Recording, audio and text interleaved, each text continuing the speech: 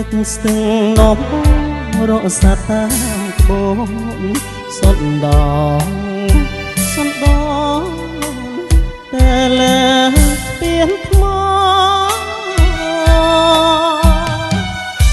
ទឹកហូរកាត់សាច់ដាច់ដីមាត់ស្ទឹងអូទាំងប្រលឹងស្នេហ៍ថ្លាកុំស្នេហ៍ខ្ញុំនឹកត្រនងគង់ជាថ្លៃត្រឡប់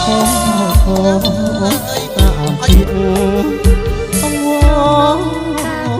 អ្នកផ្លូវចានមហា